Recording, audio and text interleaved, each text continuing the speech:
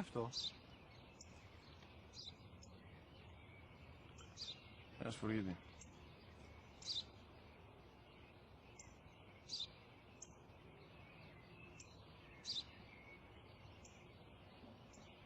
Τι είναι αυτό?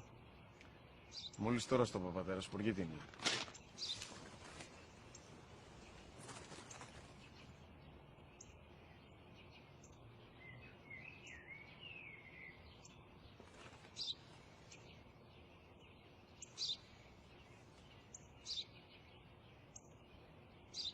Τι είναι αυτό?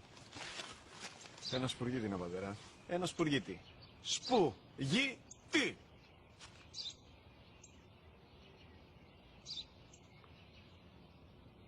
Τι είναι αυτό? Γιατί το κάνεις αυτό το πράγμα, μπορείς να μου πεις? Τόσες φορές σου είπα, είναι ένα σπουργίτη. Δεν το καταλαβαίνεις.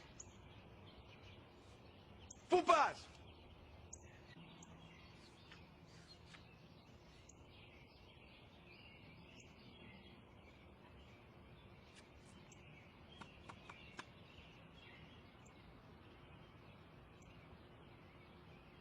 Δυνατά.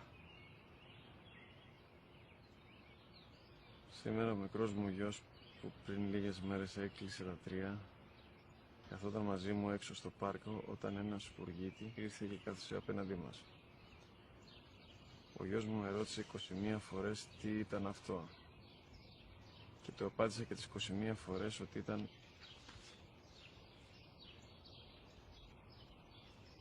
ένα σπουργίτη. Τον αγκάλιασα τρυφερά και τις 21 φορές που μου έκανε την ίδια ερώτηση, ξανά και ξανά, χωρίς να εκνευριστώ, νιώθοντας στοργή για το αθώο μου αγοράκι.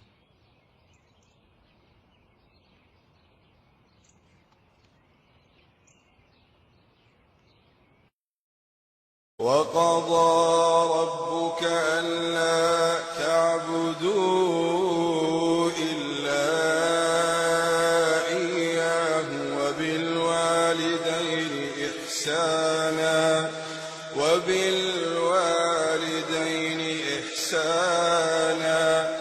وَبِالْوَالِدَيْنِ إِحْسَانًا إِمَّا يَبْلُغَنَّ عِندَكَ الْكِبَرَ أَحَدُهُمَا أَوْ كِلَاهُمَا فَلَا تَقُل لَّهُمَا أُفٍّ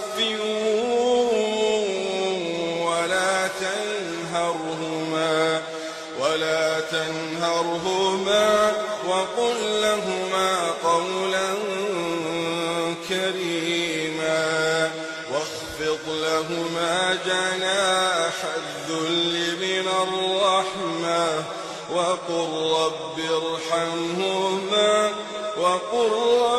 ارحمهما كما ربياني